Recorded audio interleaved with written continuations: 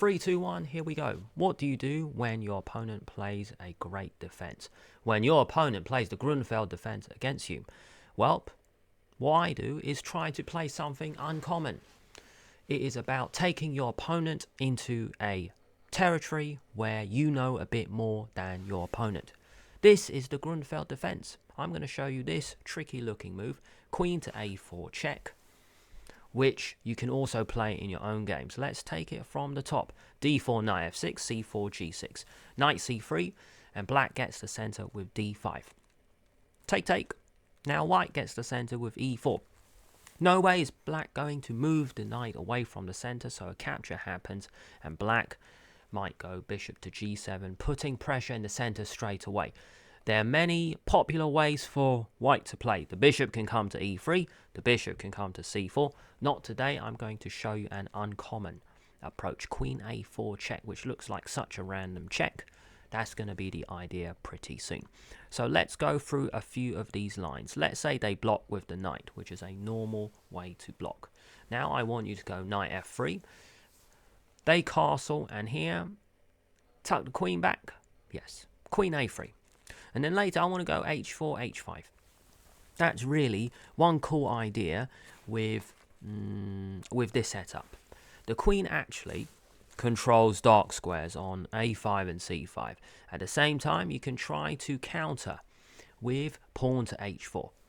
Very aggressive way to play. You see that queen going to a5 with check. That's quite a normal way for black to play in the Grünfeld. You're not really giving them that option. They might take in the center, and they might block. But if they go knight f6, then we can go e5 to hit the knight, and then h5. If we look at this position, white has a fantastic control over the center and also play on the king side. Bishop g4. Now we can take on g6, which looks normal, getting the rook, but really lots of positions in this manner. You just go h6, you shut out the bishop, and then we've got so many different arrows here. Let me explain each one. The blue one is still my favorite one, which is to stop the black queen coming out. Look at the green arrows, you're controlling so many dark squares. And then the yellow arrows, we can get the rook to b1, bishop e2, and the red arrow we can actually castle. That's a normal way to approach these kind of positions. You castle even though you've thrown your h-pawn up the board. Good. Next chapter. Now, after queen a4 check, maybe your opponent blocks with the bishop to d7. Queen a3 is a normal approach, but you guys are still watching because you want an uncommon approach. I'm going to show you queen to c4. Double exclamation mark, just for effect. It's just quite a strange move to block in the bishop. Now, why are we putting the queen here? Well, we're stopping this early c5 move. Don't worry about this. You can go check. You might take, you might even slide the queen back to b4. So queen c4 here. And now knight f3. See, the dream situation is for that knight to go to f6, so then h4, h5 is not possible. And that's the cool thing. That's what I'm trying to do on this channel and lots of videos. Just throw in some creative approach. A very interesting queen to a4 check move, and then combine with something creative. b5 is possible, bishop b5 is possible as well. That's what I was thinking. Because you hit the queen, and then you get a pair of bishops up. But I really like the position. They might come off, and now pressure on b7. The queen sits well. Really, why is this looking good for white? The pawn break is very difficult to achieve. h5 here, slide the king over. That's one approach. Slide, you can lock it up. Now it doesn't actually stop it, it's okay. Just here, c5, hang on. No, I've actually said something a little bit wrong. Let me just check this. Bishop takes f1, king takes f1. What if knight d7, h5, c5? Just want to get the queen out of the way. Yeah, that's much better. Queen b3. Yeah. Take. You see, the king is off the diagonal. That's one important thing to notice. There's no check anymore. Rook c8, and then maybe the bishop can just go to e3. Something like this. Here, and then in this kind of position. Looking good for white. Now, we go back to this moment. Pawn to h4. Black can go b5. Pawn to b5. But then you just sit the queen on c5. I think that's a cool journey from the queen. Keeping this video fresh and original. Put the queen on c5 and you're stopping the pawn break.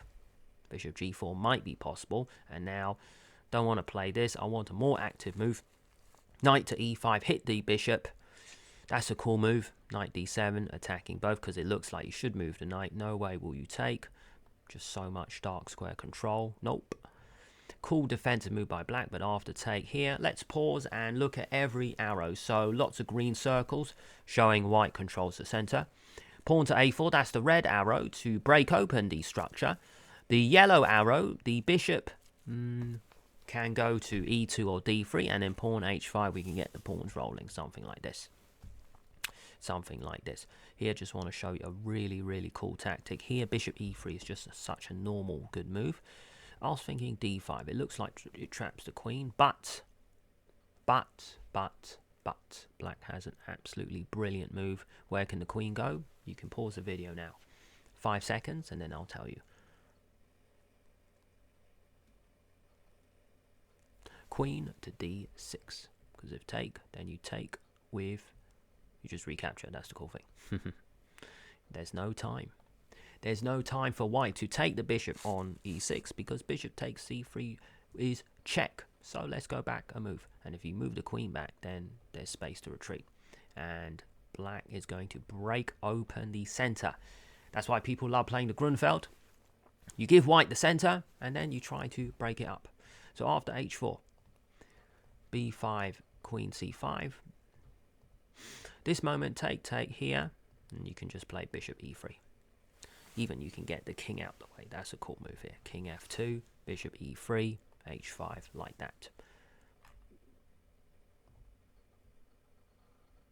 From the top again, so the next variation.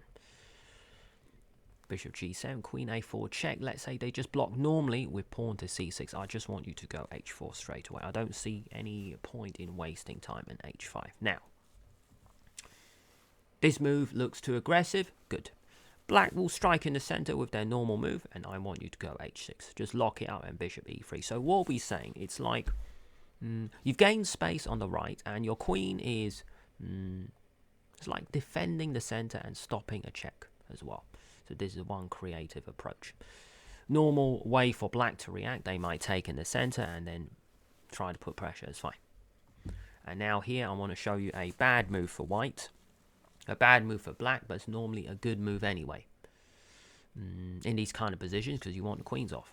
I look forward to this because it's a big difference now.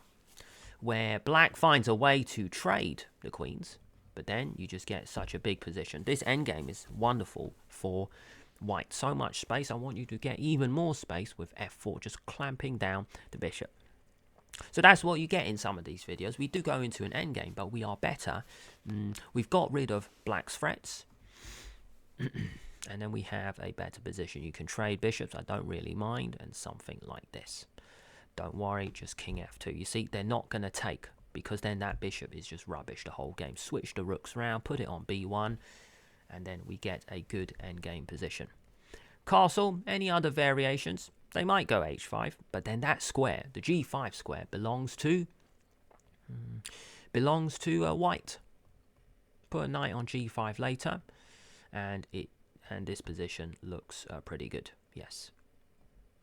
Throw in a check if you want, and then check as well. That looks good. Next chapter. And one or two more lines. Let's have a look. So we're taking it from there. After bishop g7, we can throw in queen a4 check. They might block with the knight, and we still go h4. That's the point of this video.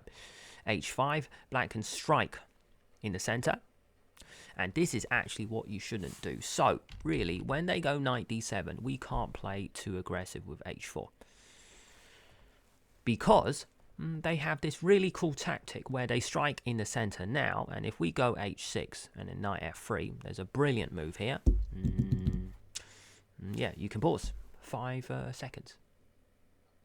Can you see a really cool move here? The move is knight to c5. Amazing. After queen c2, you can take. And then black. Yeah, black's doing well here. So this is really one approach. So really, after knight d7, we need something else. Yeah, no, we need to go knight f3 first, and then bishop e3, something like that. So that's one approach. Okay.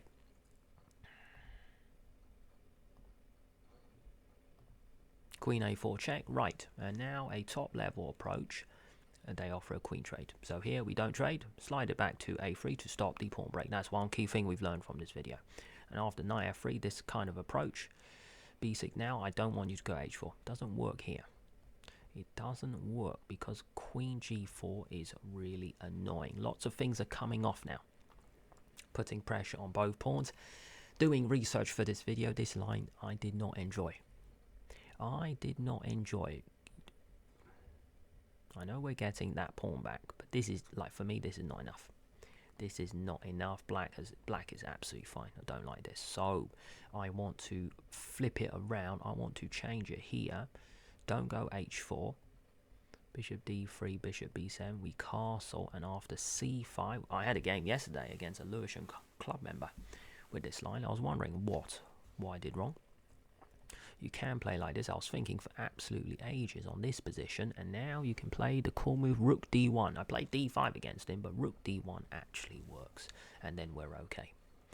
We're okay with this kind of position because the tactic actually works out so well.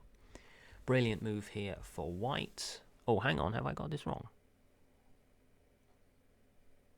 Why not bishop a6? I thought that worked. f3, queen c6. Okay, something's gone a bit wrong then. Right, I need to change this a little bit. Castle c5. Oh, rook d1 first. Okay, take, knight c6. Oh, rook d1. Okay, that makes sense. Get the rook in the center now here. Ah, okay, I'm learning as well.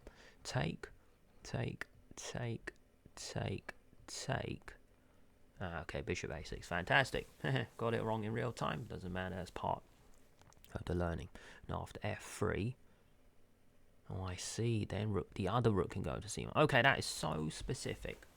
I really like it because it's so specific. Rook d1 first, then rook c1, and then hit. The queen is actually running out of square. So let's review that key line because I'm learning as well.